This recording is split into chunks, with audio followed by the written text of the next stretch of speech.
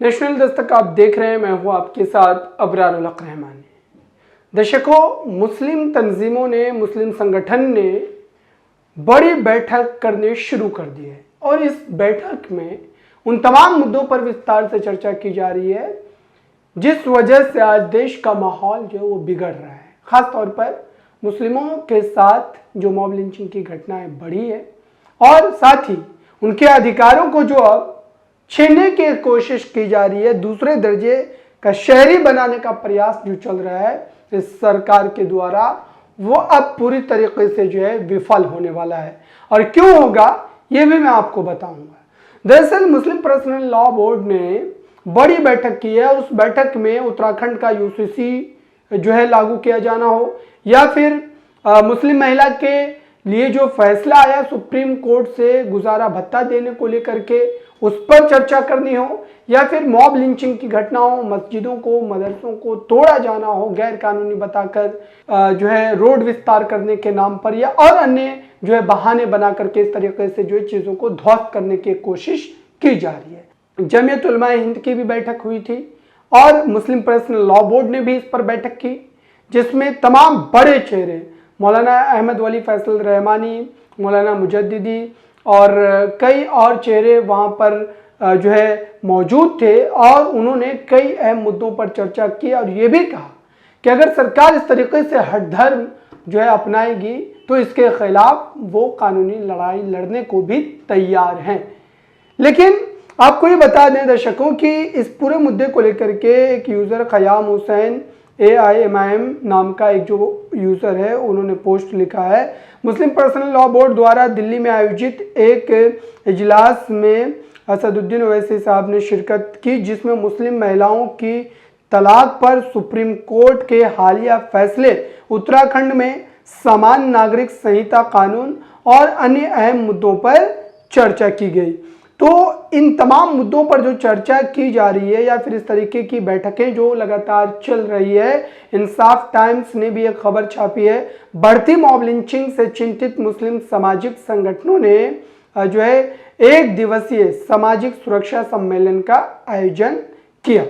और इस बैठक में उन तमाम मुद्दों पर गंभीरता से चर्चा की जा रही है। इसी कड़ी में इंसाफ टाइम्स ने एक और जो है पोस्ट किया है, महाराष्ट्र के जिलों में मॉब लिंचिंग को लेकर SDPI का विरोध प्रदर्शन। महाराष्ट्र के औरंगाबाद और मुमरा में SDPI ने देश भर में बढ़ते मॉब लिंचिंग पर रोक लगाने की मांग के साथ किया विरोध प्रदर्शन। तो इस तरीके से जो है इन तमाम बातों को लेकर के जो है यहाँ पर बैठकों का दौर जो है वो चल रहा है और इसको लेकर के खास तौर पर जो है ये चिंता जताई जा रही है कि अगर इस पर विपक्षी चेहरे बाहर निकल करके बोल नहीं रहे या विपक्ष किसी भी तरीके से जो अपनी आवाज़ को बुलंद नहीं कर पा रहा है, तो क्या इससे ये समझा जाना चाहिए कि अब मुस्लिम तंजीमों को, मुस्लिम संगठनों को, मुस्लिम जो है सियासी पार्टियों को ये भी तय करने की ज़रूरत है कि वो अपना राजनीतिक विकल्प जो है कैसे तलाशेंगे।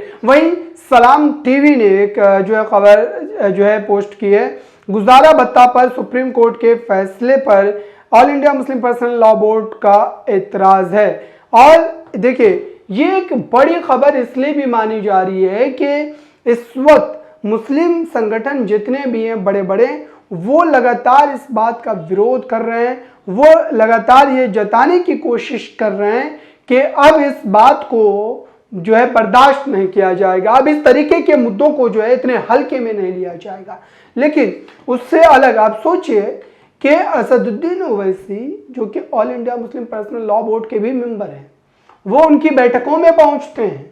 उसके बावजूद भी मुस्लिम समाज के कई लोग जो है उनके भाजपा से मिले होने पर शक जाहिर करते हैं, भाजपा का बी टीम बताते हैं और यही मुस्लिम समाज की विडंबना है कि वो अपने लोगों को चुनने के बजाय, अपने लोगों के लिए अपने वोटर जो है अधिकार का इस्तेमाल करने के बजाय जो है सेकुलर पार्टियों का पिछलग्गू बन करके लगातार उनके पीछे पीछे घूम रही है। और ये उम्मीद, ये आस लगाई बैठी है कि वो संसद में उनकी आवाज को उठाएंगे, वो संसद में जो है उनकी आवाज बनने की कोशिश करेंगे। इसी बात को लेकर के जर्नल मिरर ने एक पोस्ट जो है लिखी है। असदुद्दीन ओवैसी ने पत्रकार वसीम अकरम त्यागी और जाकिर अली त्यागी के समर्थन में उठाई आवाज, बोले मॉब लिंचिंग की घटना को रिपोर्ट करने पर 2 पत्रकारों के खिलाफ नए कानून के तहत केस दर्ज किया। और अब सोचिए कि मुस्लिम की लिंचिंग को लेकर के खबर करना भी जो है अपराध हो गया है। आप इस पर खबर नहीं लिख सकते, आप इस पर खबर नहीं बना सकते और आपको चुप रहने का आदी बनाया जा रहा है, आपको चुप रहने की आदत जो है वो डलवाई जा रही है। तो कुल मिलाकर के ये जो खबरें हैं ये साफ तौर पर दर्शाती है कि अब कहीं ना कहीं फिर से एक बार 2014 के बाद से जो एक माहौल बनना शुरू हुआ था, ठीक उस तरीके से एक नैरेटिव फिर से बिल्डअप करने की कोशिश जो है वो मुस्लिम समाज के खिलाफ की जा रही है। जमीयत उलमा हिंद ने 3 दिन पहले एक जो मदरसों को लेकर के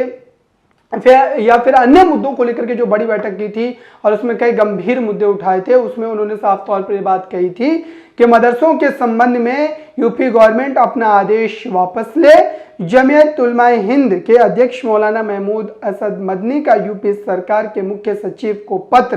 कहा इस्लामी मदरसों को देश के संविधान में संरक्षण प्राप्त, उनकी पहचान मिटाने की कोशिश ना की जाए। और देखिए मदरसों में जिस तरीके से अब दखल देने की कोशिश सरकार की तरफ से की जा रही है ये गंभीर है और इसको गंभीरता से लेने की जरूरत भी है। दर्शक हो चुके अब साफ तौर पर यह माना जा रहा है कि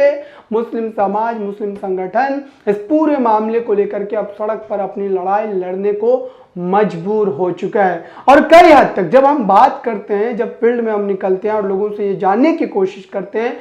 खास करके वो चेहरे जो मुस्लिम समाज का नेतृत्व करते हैं, सामाजिक तौर पर, आर्थिक तौर पर, राजनीतिक तौर पर, उनके जहन में अब ये बात बैठनी शुरू हो चुकी है कि कितनी बेचैनी समाज के भीतर है।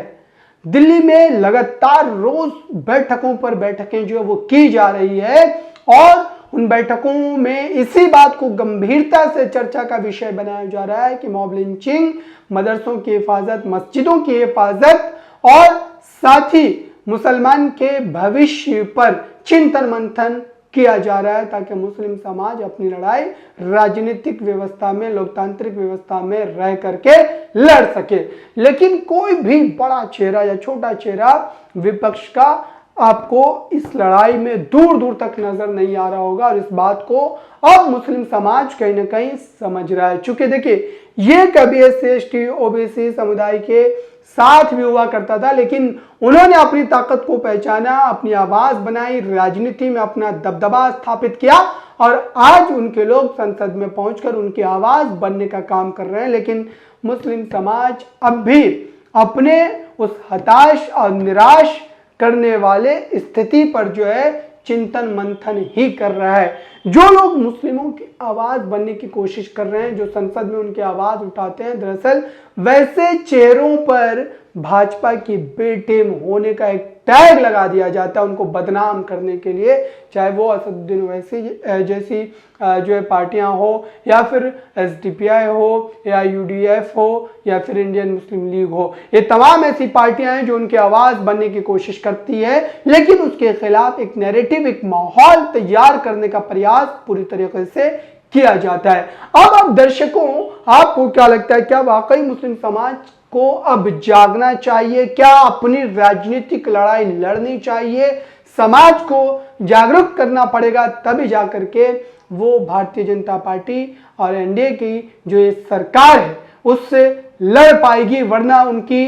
जो है आर्थिक, सियासी और सामाजिक स्थिति जो है इस तरीके से ही बिगड़ती रहेगी। और वो दिन दूर नहीं जब राहुल गांधी, अखिलेश यादव, हेमंत सोरेन, ममता बनर्जी जैसे चेहरे मात्र इनका वोट लेकर अपनी सीटों को साधेंगे, अपनी राजनीति को साधेंगे और उनके समर्थन में, इनके पक्ष में एक भी बयान जारी नहीं करेंगे। और ये हो रहा है, और ये आज की बात नहीं है, ये कब से हो रहा है, कई वर्षों से हो रहा है। लेकिन भारतीय जनता पार्टी को हराने का जो एक ठीकरा मुसलमानों ने अपने जिम्मे बांध रखा है, या फिर मुसलमानों ने ये जो समझ रखा है, मुस्लिम समाज ने ये समझ रखा है कि भाजपा को हराने की जिम्मेदारी उनके सर पर है। दरअसल उनके राजनीतिक पतन का ये सबसे बड़ा कारण है। 2014, 2019, 2024 ये 3 लोकसभा के चुनाव बीत चुके हैं और इन तीनों चुनाव में भारतीय जनता पार्टी को हराने का एक तरीके से सपना दिखा दिखाकर जो है सेकुलर पार्टियों ने, विपक्षी दलों ने मुसलमानों का वोट तो लिया, लेकिन आज उनके पक्ष में उनके खिलाफ हो रहे अत्याचार को लेकर के बोलने को